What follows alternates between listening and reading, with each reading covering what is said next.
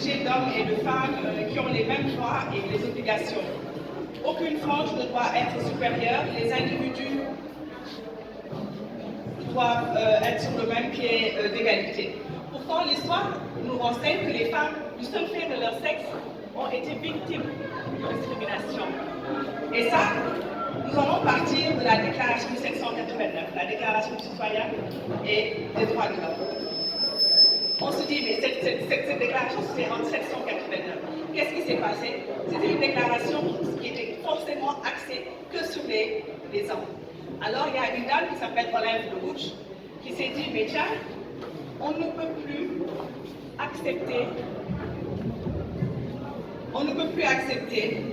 qu'il y ait une déclaration spécifiquement axée autour de l'homme. Alors, elle a décidé en 1791 de faire la déclaration des droits de la femme et de la citoyenne. Et malheureusement, cette femme a été guillotinée en 1993 parce que tout simplement, elle a défendu le droit des femmes. Et on était en 1789. Et pire encore, c'est le code napoléonien de 1804, c'est-à-dire ce qu'on appelle le code civil, qui institutionnalisait l'infériorité des femmes. Je vous donne l'exemple. Vous prenez l'article 1124 du Code civil français. Qu'est-ce qu'il dit? Que les incapables, ce sont les femmes. Article 217, qu'est-ce qu'il dit? Vous ne pouvez pas acquérir, donner sans l'autorisation de votre mari. Et là, on était en 1789, pendant cette période où on disait que c'était la période face pour les droits de l'homme. Et on s'est rendu compte que c'est une période où on a occulté carrément le droit de la femme. Je l'ai dit tantôt, Olympe a fait cela. Et nous, en Afrique, on nous dit souvent, mais tiens, quelle est la place de la femme en Afrique? Et je leur dis souvent que si vous revisitez, et c'est pour cela, Cheikh Anta Diop disait que les intellectuels doivent revisiter l'histoire. Pourquoi? Pour puiser des exemples, pour nous permettre de jauger et de montrer et de démontrer que les femmes ont joué un rôle prépondérant dans la société africaine. Nous avons été victimes de l'importation du patriarcat de l'Europe et que ce régime juridique misogyne est le fruit de la législation française qu'on a apportée ici en Afrique. Et il nous avait trouvé dans une société matriarcale. Alors, concernant le droit de vote, on a dit que les hommes ont commencé à voter le 5 mars 1848. Et ce n'est qu'un siècle après le vote masculin, c'est-à-dire par l'ordonnance du 21 avril 1944, que les femmes ont commencé à voter au Sénégal. C'est une aberration. Un siècle après, les hommes ont commencé à voter. Et pour la petite histoire, quand on a voulu accorder le droit de vote, le ministre des colonies à l'époque avait dit que c'était simplement pour les femmes des 4 colonies. Et il y avait 2 grandes dames, Soukaina Kamara et Nathalie Fall, qui se sont battues et qui ont imposé que cette loi puisse s'étendre à toutes les colonies. Et c'est à partir de cet instant que les femmes ont commencé à voter. Alors, les femmes ont commencé à voter au Sénégal à partir du 1er juillet 1945. Et c'est à partir de là, c'était lors des élections locales, mais elles étaient absentes à la première législature. 0 femmes. Je vais après vous donner les chiffres. Une femme lors de la 2e législature et 2 femmes lors de la 3e législature. Et pourtant, pendant cette période, les Nations Unies avaient élaboré énormément d'instruments juridiques à caractère universel, régional et nationaux qui garantissent l'égalité de genre. Je peux citer déjà beaucoup de gens liants. C'est la Convention de 1952 sur les droits politiques des femmes. Beaucoup de gens pensent que la Convention mère, c'est la CEDEF, c'est la Convention pour l'élimination de toutes les discriminations à l'égard des femmes qui date de 1979. Et pourtant, déjà, en 1952, déjà, il y avait la Convention des droits de la femme.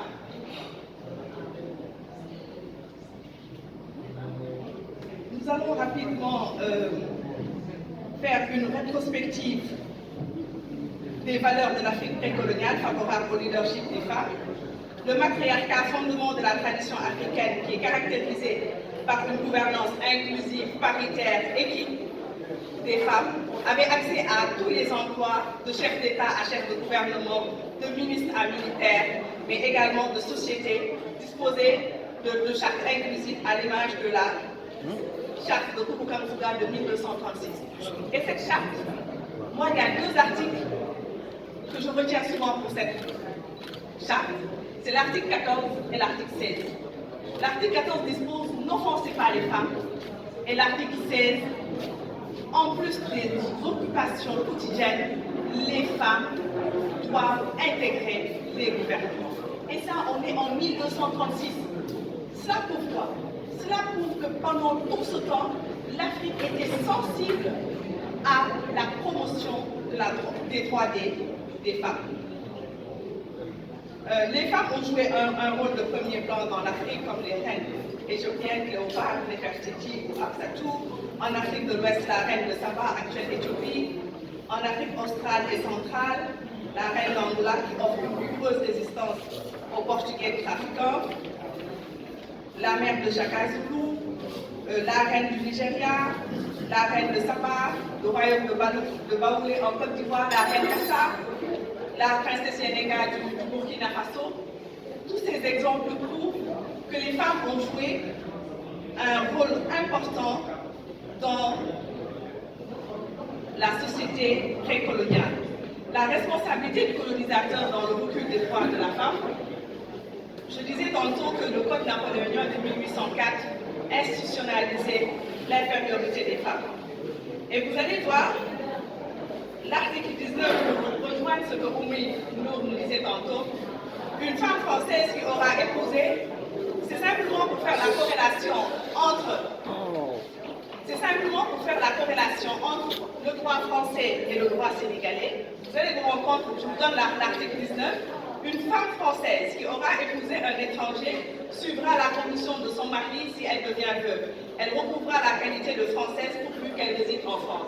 Ce qui veut dire, à partir de cet instant, il y a eu près de 20 000 Françaises qui ont perdu leur emploi. Toutes les femmes fonctionnaires françaises qui avaient un mari étranger ont perdu leur emploi parce que tout simplement, ils avaient un mari étranger. Et Oumi l'a dit tantôt, ici au Sénégal, c'est le prolongement de ce droit qui nous suit.